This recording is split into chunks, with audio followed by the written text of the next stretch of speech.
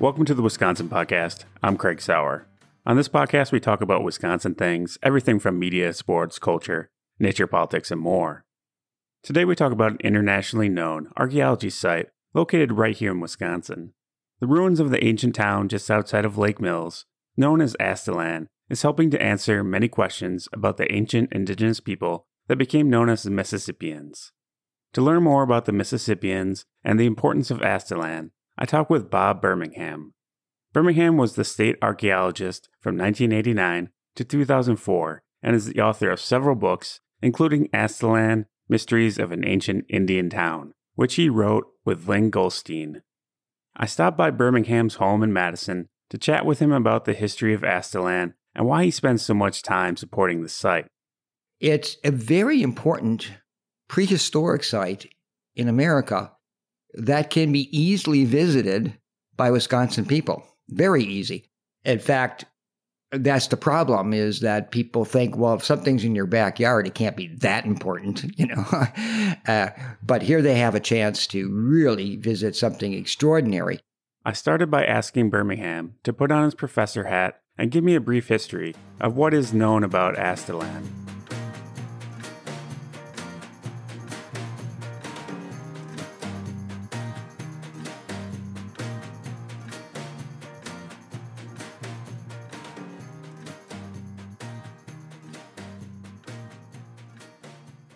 Start at the beginning. Sure. What do we know about how and why the site was established?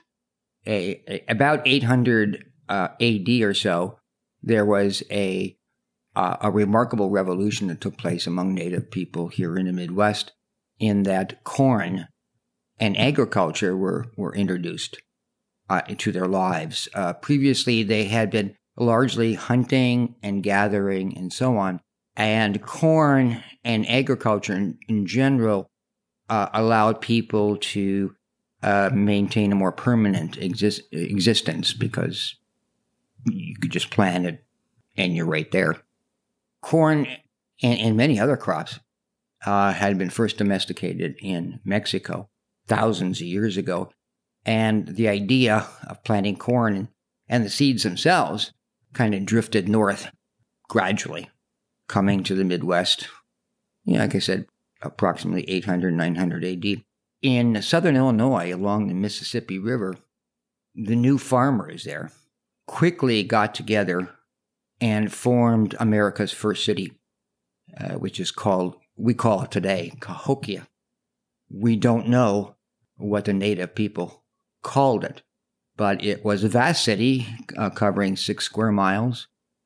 And it accommodated a very complex society, unlike other previous societies here in the Midwest, in that it was hierarchical and engaged in monumental architecture, the building of huge earthworks that were bases for important buildings and important people.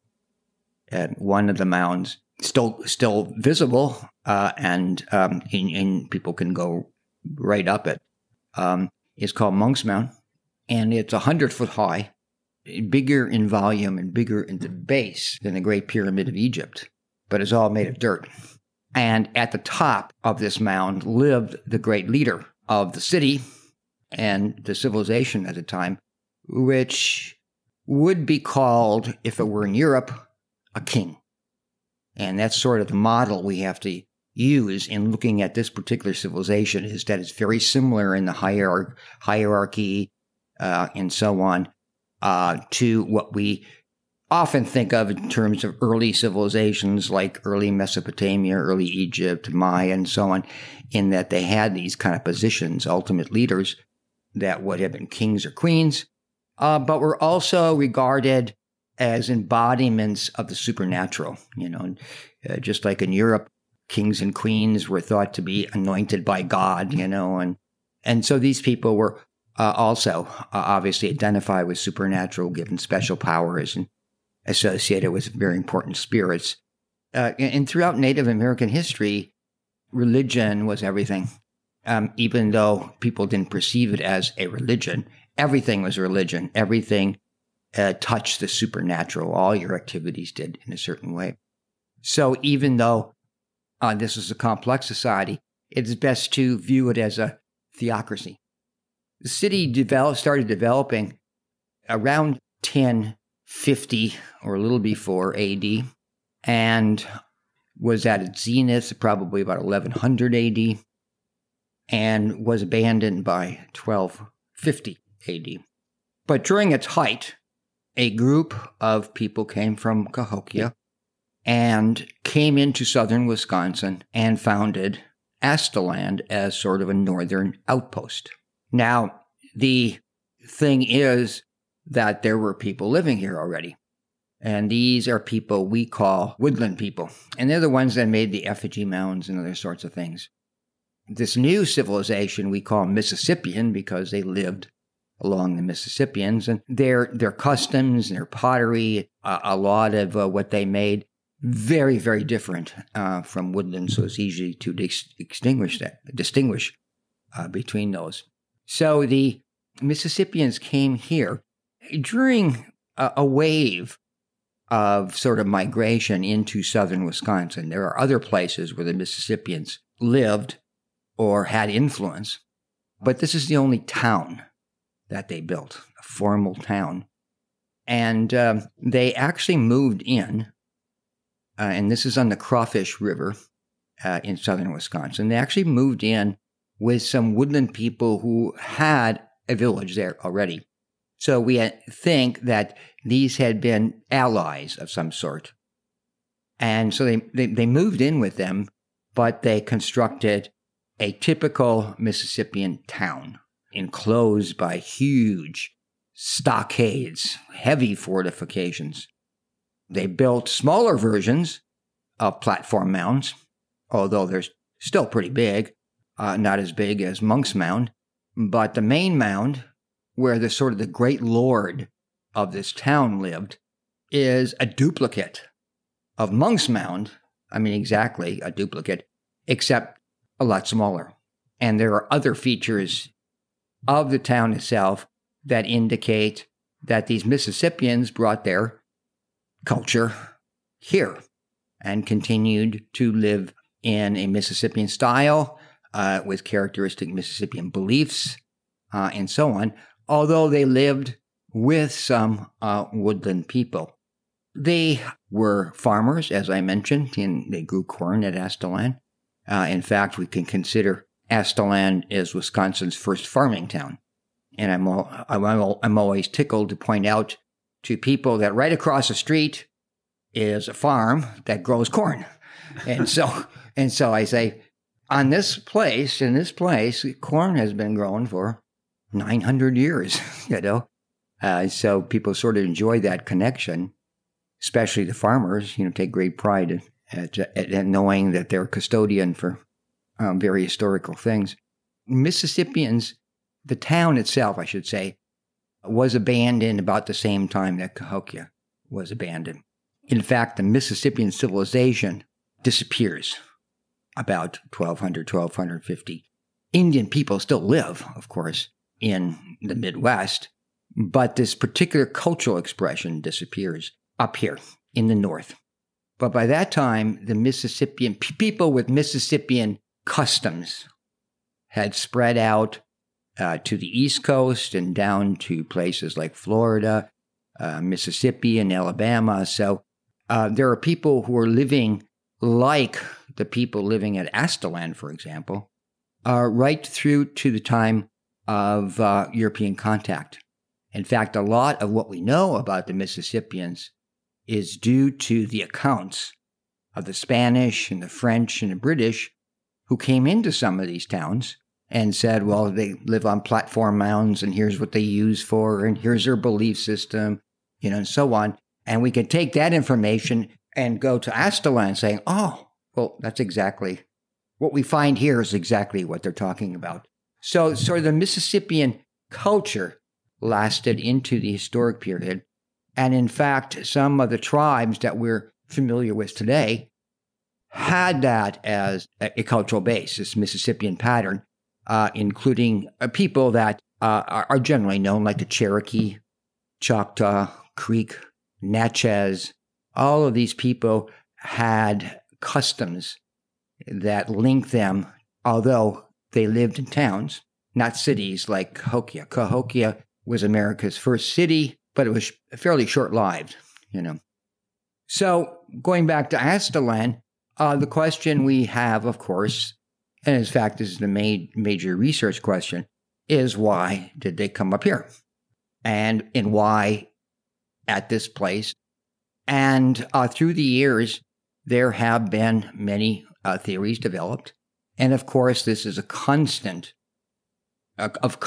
research interest of archaeologists who continue to excavate the site with that question in mind. Some theories are that, Cahokia was coming very big. I mean, it covered 6 square miles and had tens of thousands of people, and that a group broke off. Maybe there was some political issues or something like that. That's a theory, too. Although I think not. I think one of the pieces of evidence that refute that is that people came up here from Cahokia, and Cahokia is it's right across the river from St. Louis, so it's quite some distance. But they came up here, and they intruded into other people's lands. I mean, they did live with some allies, but it's clear that other people in the area were not happy to see them because now they were competing, for resources. And the Mississippians, quite frankly, were quite a aggressive culture.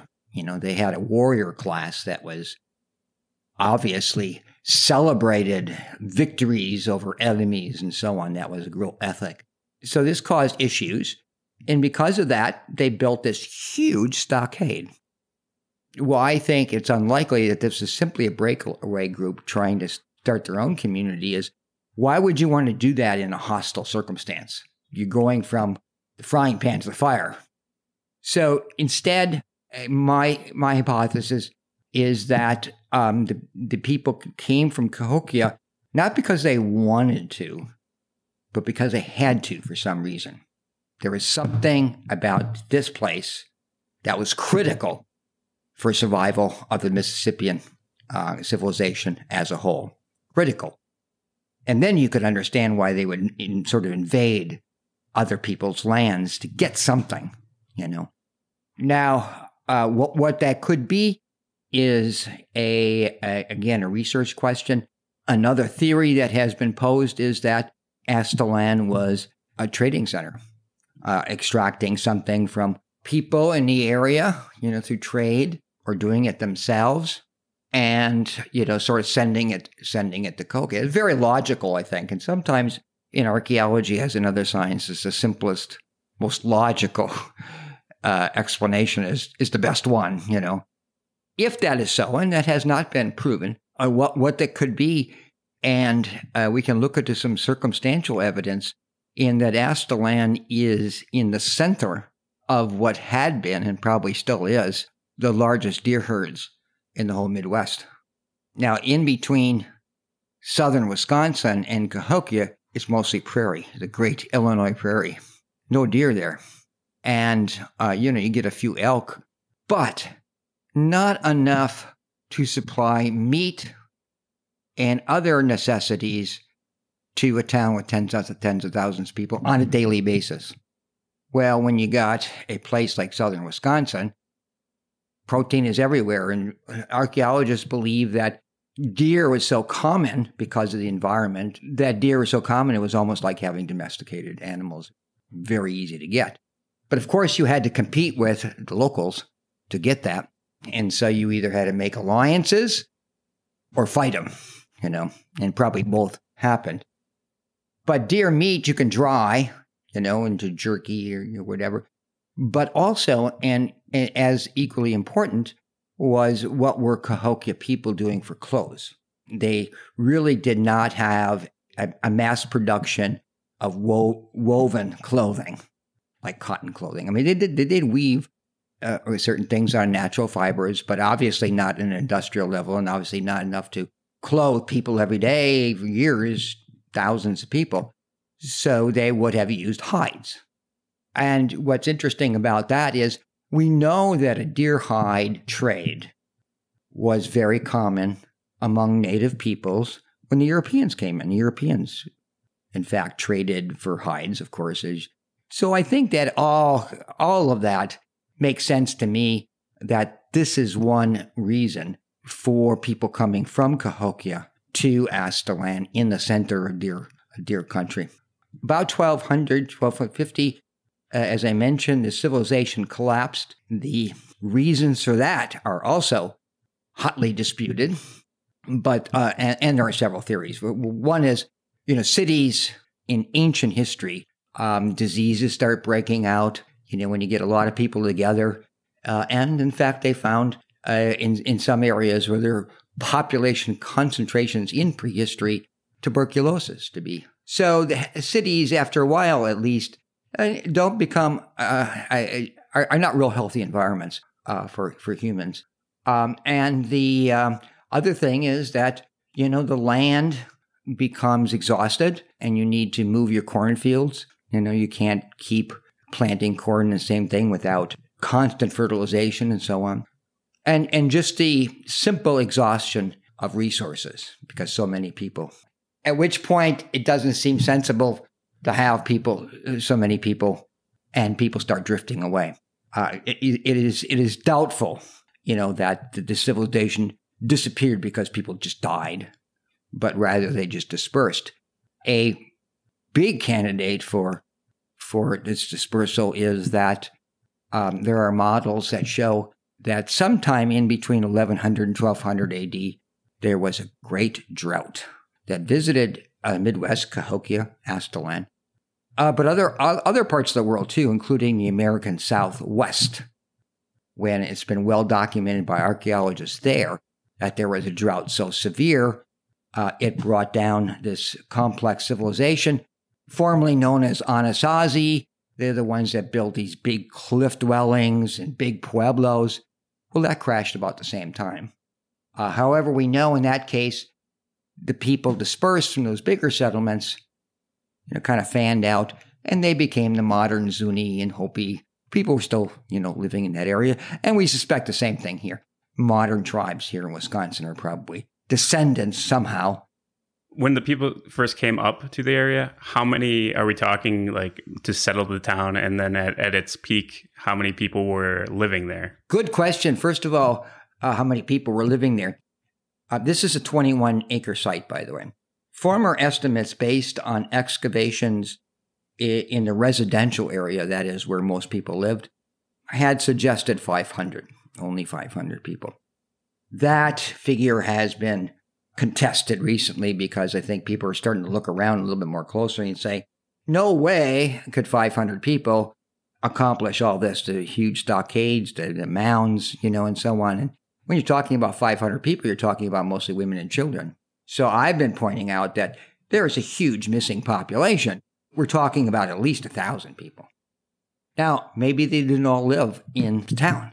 Maybe they recruited woodland people to help out or something like that. But the population of Aztalan, as opposed to what we see they built, is another research question. So to answer your question, I doubt it may be that several hundred people came from Cahokia themselves, at least several hundred people, moved in with some other people too.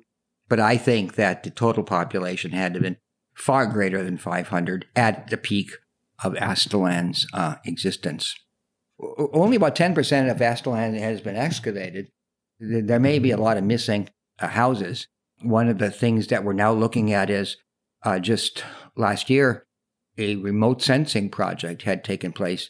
Remote sensing, sends signals into the ground to tell us where there are disturbances.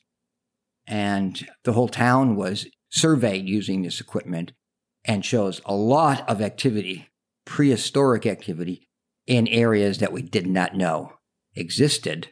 And so we may be looking at more population, other sorts of things.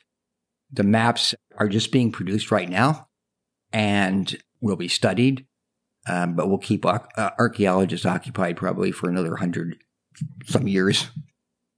So fast forward a couple, 100 years after the site is, the people leave the site or it's abandoned.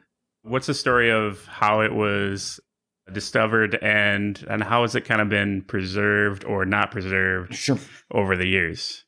This goes back to the 1830s. In the 1830s, there was an effort by the federal government to remove Native people from Wisconsin. There was a national effort to remove all Native people living east of the Mississippi River and relocate them to west. The theory was that Native people and white people could not coexist. Here in Wisconsin, the people occupying southern Wisconsin were Potawatomi and the Ho-Chunk. And specifically, the Ho-Chunk lived around the Aztalan area. So they were removed, or most of them, many times forcefully. And then in the wake of that, the land surveyors came in to start drawing up the parcels so that new settlers could move on to buy the land and move on to the land. It was all federal land now, and you could homestead or buy some land. But they needed maps, and they started to do land surveys. And as a part of that, they discovered the ruins of what looked like to them as a fortress. No one knew what to make of that. Obviously ancient. And at the time, most non-Indian people, white people, didn't believe that such places, when they were discovered, were of Indian origin. They thought that there was some lost race of very smart people who had made these things, probably white, who had been killed off by the savage Indians. And the reason for that is, of course, the justification we had for taking the land was that the Indians were savages and barbarians. These kind of places spoke differently about original residents, that they're obviously very sophisticated, very much like us in a lot of things. So that had to be rejected, and a news story brought up. So people thought maybe the Phoenicians were called in, people from India, even the Irish, even the Vikings were called responsible. I joke with my Minnesota friends that they still believe that, but so this lost race hypothesis tainted the early discovery. One fellow who came to the site and made the first map posed the hypothesis that it was the Aztecs. They were the Americas, but they were documented to be pretty sophisticated. They weren't the North American, quote, savages. And the reason it was proposed was because in Aztec written history, they had a written language, they came from a place, their homeland was north of Mexico City, and it was called Aztalan. So people said, bingo, this is north of Mexico City. This must be the birthplace of the Aztecs. And so the site was given the name Aztalan. We now know it's got nothing to do with the Aztecs, rather this indigenous population. But the name stuck. And I kind of like that in a way because it allows us to talk about a time in the 19th century when the prejudice is so great that the native people were not even thought to have been sophisticated enough to make mounds, stuff like that. So it kind of fits in. It's a neat name anyway. So that was the hypothesis for a long time. Towards the end of the century, of the 19th century, archaeology began to form as a field of discipline in North America. It had been used in Europe, of course, before that, but it wasn't until the end of the 19th century that archaeology was being used to solve these kind of historical problems. Like, for example, the lost race hypothesis was done away by Smithsonian institutions when their archaeologists fanned out, did excavations, and found that the mountains and other places were made by native people, the ancestors. And they brought together, impressive amount of information. And that was 1890s.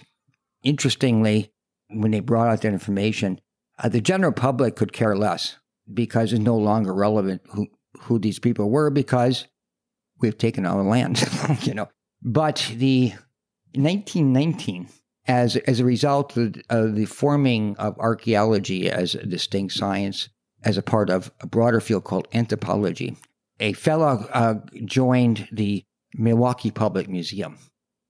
And in the early 19th century, Milwaukee Public Museum was a well-respected research institution. They didn't just show things. They went out and explored and found things and so on. And so the new fellow, his name is Samuel Barrett, and he was one of the first PhDs in the field coming out of University of California, Berkeley. And so he got here, and of course he was hot to find something to excavate, thought that Aztalan would be perfect, and which he could test the hypothesis, is this the homeland of the Aztecs?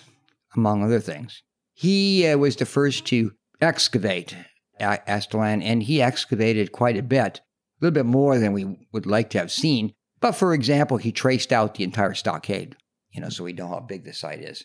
And he found other things that convinced him this had nothing to do with the Aztecs, but was more related to like this other site in the Midwest called Cahokia, in which they were finding similar ceramics and stuff like that.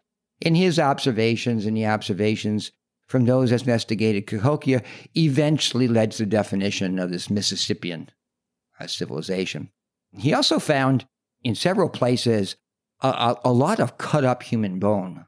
And unfortunately, his great work also ended with the conclusion that the people were cannibals. We don't believe that anymore, but there is evidence at Aztalan of extreme violence, consistent with intensive warfare, which goes along with the stockade, that they were in a defensive mode, I should say, and were probably out attacking others. So it was very aggressive community. We don't want to sort of project Aztalan as sort of a quiet, domesticated place with, quiet farmers and so on. It was more like a military establishment with women and children on the frontier, and so went through phases of no doubt intensive warfare in which prisoners would be taken, in which you'd go off and get trophies of heads and limbs and so on. All these things we see the world over at times. Do we have a sense of who they were fighting? Well, it had to be the local woodland people. Had to be, because they were still all over the place. Where we are in Madison, woodland people were still living here when people were living at Aztalan, but we see no evidence of trade, of any kind of relationship. You don't find Mississippi. It's only 25 miles away, and you don't find Mississippi pottery. And at the same time, the people here in Madison start building little fortified villages, So one day, I'm sure they can test the bones and, sort of figure that out. But it's consistent with my previous sort of hypothesis that they were moving into a hostile environment. At the same time, in Europe, there was the same sort of level of violence. You had all these castles, stockaded. One kingship or lordship would be allied with one other group 1 year, and then they turn on each other and they side with some other people, and that was a real fluid situation. So it wasn't like there was bad guys and good guys at any one time. They just sort of, and I think that would exactly describe what was going on here. You could have allies who are helping you to get deer hides, and then they get mad about something, or you get mad about something, and you turn into enemies, somebody insults somebody. So it wasn't so much that there were two sides as there was an atmosphere of competition and violence. So at what point does Aztalan become a state park and is kind of preserved in the sense that it is now? Right. Initially, when the Milwaukee Public Museum excavated the site, it was privately owned. It was a farm. And in fact, most of it was still a farm into the 1950s, maybe even to the 60s. But earlier in the 20th century, the Wisconsin Archaeological Society, which is sort of an amateur group that likes to see things preserved, actually bought a strip of land, a small strip of land that contained a few mounds. And that became a park, small park.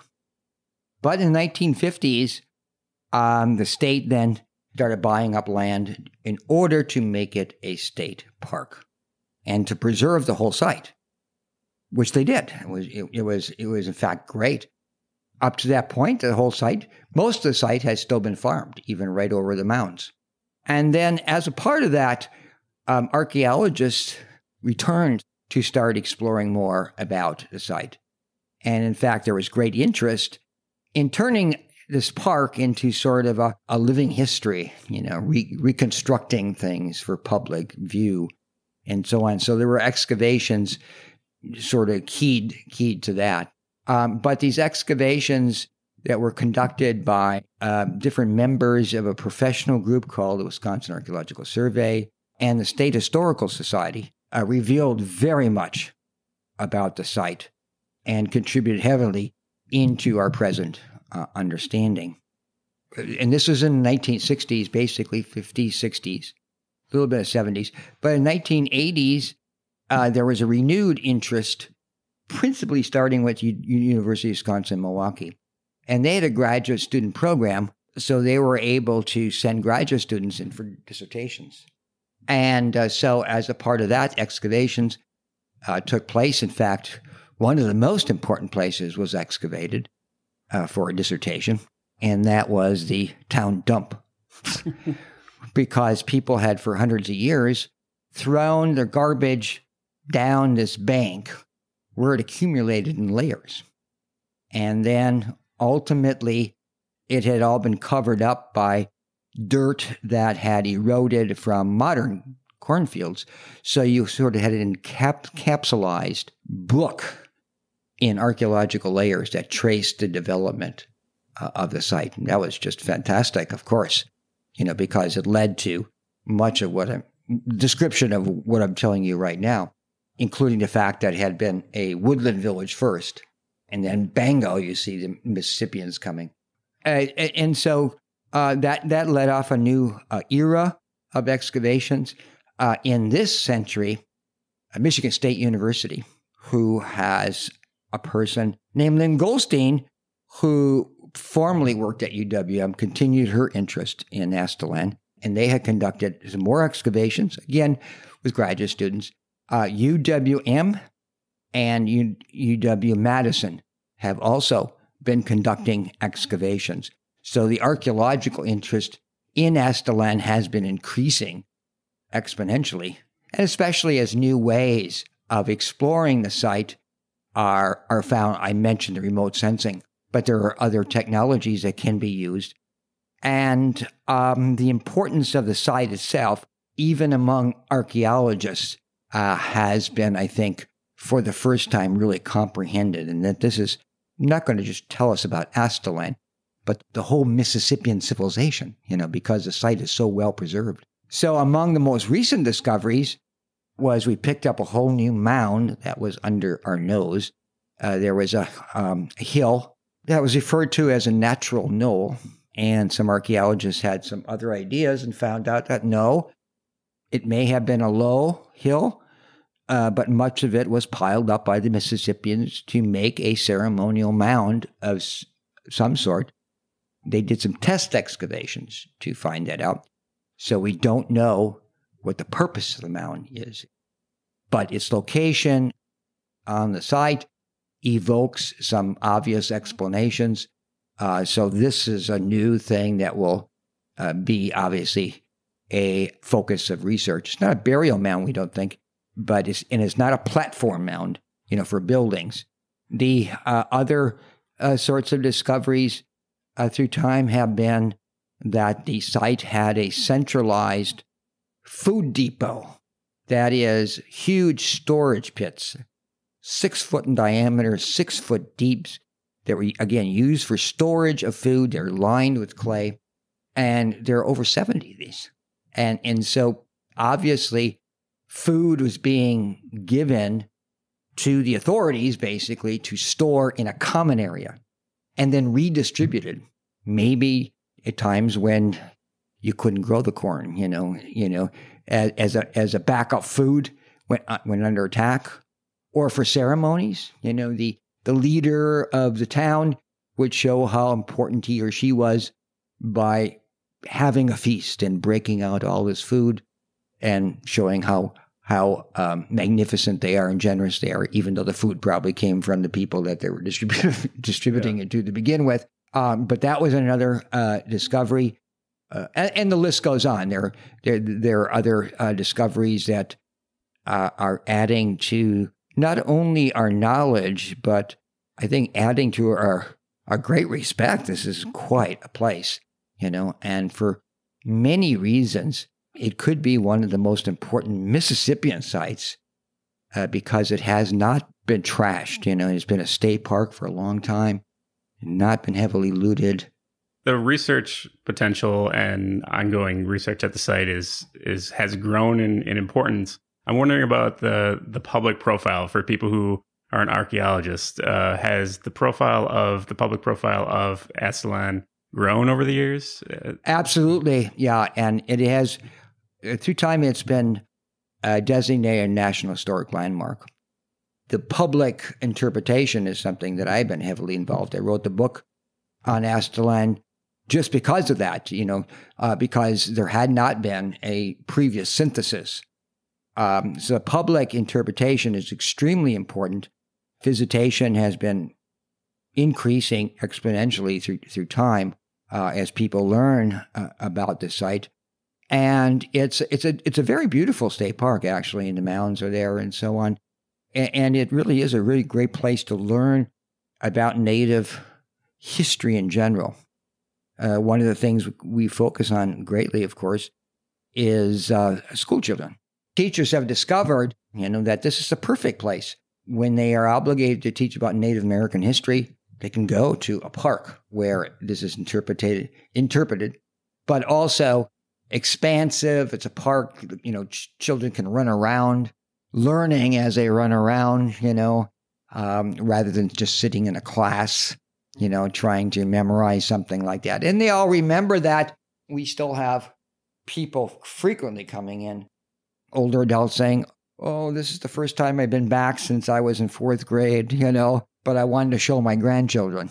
The interpretation and the opportunity to present a Native American history, which is very different from how much of our population has learned Native American history, is something that this site uniquely has to offer.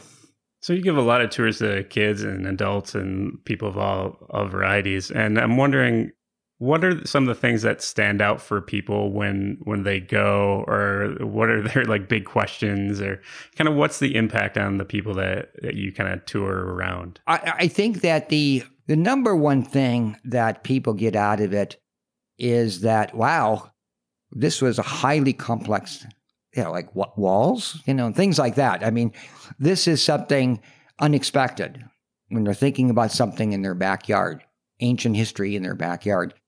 They don't necessarily latch on to cities and agricultural towns and so on. So I think the sophistication and even things like the artwork and so on is the base. I mean, because many people will ask right away, which tribe lived here? And then we can say, well, this wasn't a tribe, and this was a civilization that probably had many different ethnic groups, many different languages, like Europe and so on. That is one thing that they're impressed with, is that the existence of this civilization in the Midwest, I think, is kind of stunning. And many, this is the first time they've heard that there was a city called Cahokia. Now, many others already know, increasingly so this is the case, know about this, and have been to Cahokia and stuff like that. So they're more interested in, so why were they here? What happened to them? Those are, I think, the two biggest questions, is especially what happened to them. How did you get so interested in this site? What about the site makes you volunteer so much time, giving tours, wanting to write a book about it? How did this get, how did you get so attached to it? Well, I was, during the 1990s up to 2007, I was the state archaeologist. I was sort of the chief archaeologist in Wisconsin with many different responsibilities. protection, public education, and so on. And Aztalan is Wisconsin's premier archaeological site. So obviously, I paid a lot of attention to them. Now, at the time, and it still is the case, not much money, not much effort in terms of interpretation was being placed into the site. And I thought, well, that's one contribution I can make as state archaeologist, is to start promoting the site, when I can. I was not particularly interested in doing excavations because excavations and subsequent research bog you down for a decade, stuff like that. But mostly in the public knowledge and public appreciation for a truly remarkable site. And as in that unique position, I was really in a unique position to really appreciate the role, of the site. And the more I personally learned about it, the more impressed I got and started to recognize its role and its place, in a fantastically complex social system.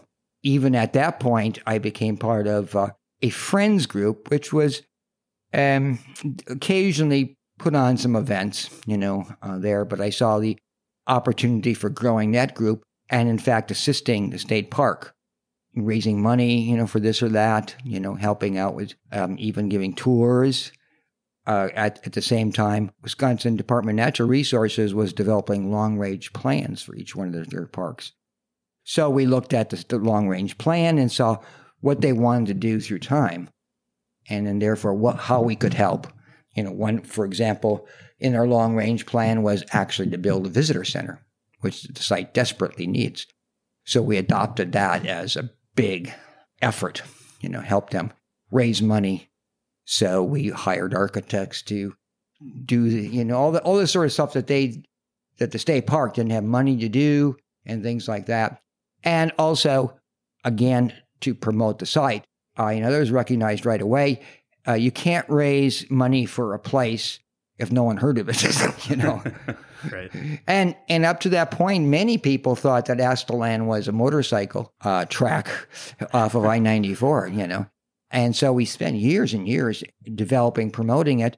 And I thought, well, the single best way to do that is to write a book about it for the public. And so we wrote the book on Aztalan, which has been very, very popular and now needs, completely updating, of course. But nevertheless, it has been great in spreading the word about the site.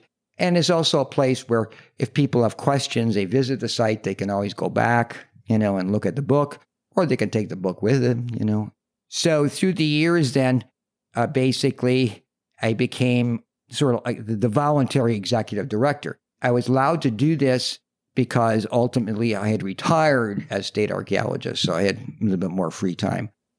I was teaching in the university and then retired eventually from that. But now I have even more time to devote it. And because of my knowledge, it gives me great satisfaction to help out in a situation in which I had something to offer, not just physical labor, but, knowledge and constant association with everything that's going on there allows me to learn a lot more about the site, develop more hypotheses, and so on about the site. So it keeps me kind of revved up. But it's like being associated with Stonehenge. Why wouldn't you, want to devote a lot of time to something as important as that? If you could travel back in time and pull one person aside that was living there, what would be the kind of the question you would ask that person? I would, this civilization and other societies like it are all based on beliefs in the supernatural.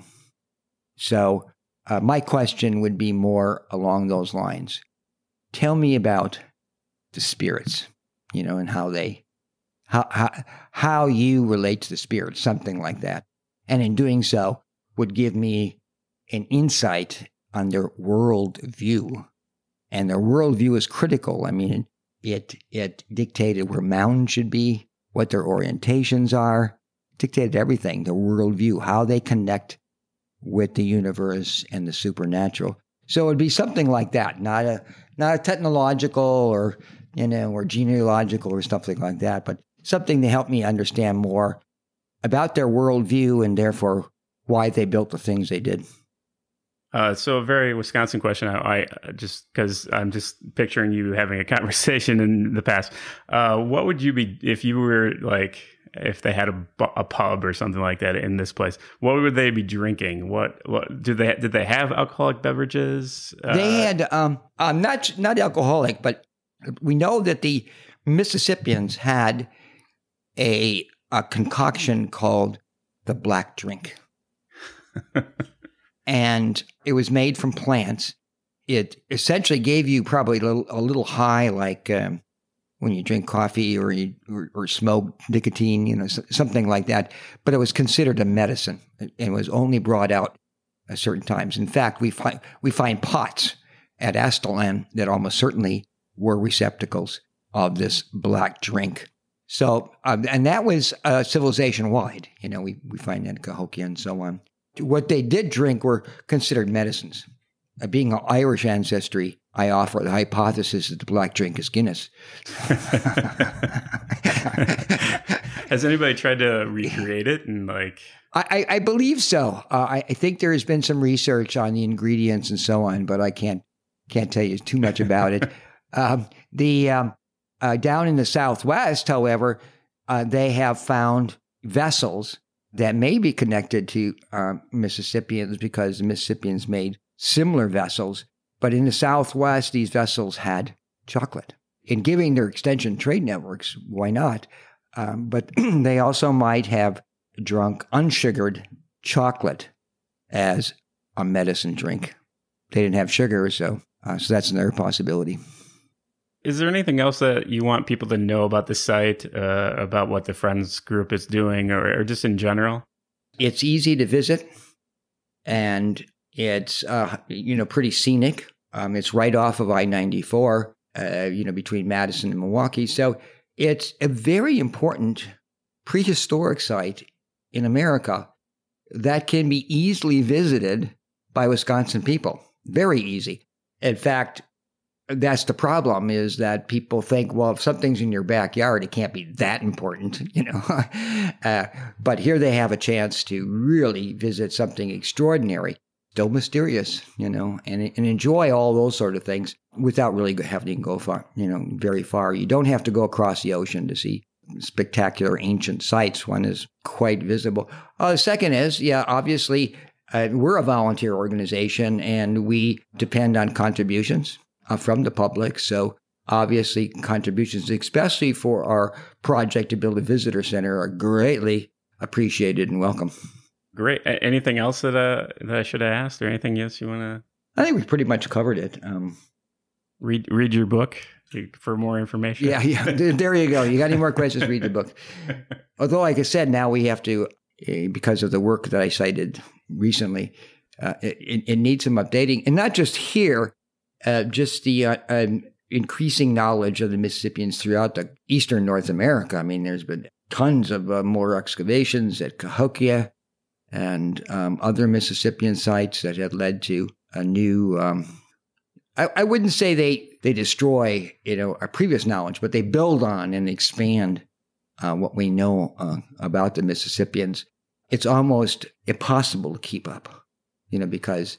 Well, with the web and everything else, information just flows. I mean, and of course, doing research is a cinch right now, because everything's on the web. And when I was a graduate student, in which you had to go and find sources somehow and go to the library and get interlibrary loan, and so it'd take you a long time to solve a simple thing. Whereas right now, you just go on the web and you got the answer in a few seconds.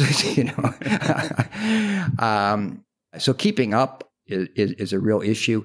Humorously, I wanted to send a text message out, I guess. No, a Twitter, because that's how we communicate these days, to all archaeologists saying, I appreciate it if you stop publishing for a year so I can catch up. So much research, huh? Yeah. And it's just coming from all over the world, but there are models that are applicable, and, I'm glad I'm retired. I don't know how archaeologists who are teaching and stuff like that, can manage to keep up, even for their courses, much less for publishing, because the information is just constant. Awesome. Well, I really appreciate the time. It was great to learn more, and I'm excited to go check it out now. Okay, great. Yeah.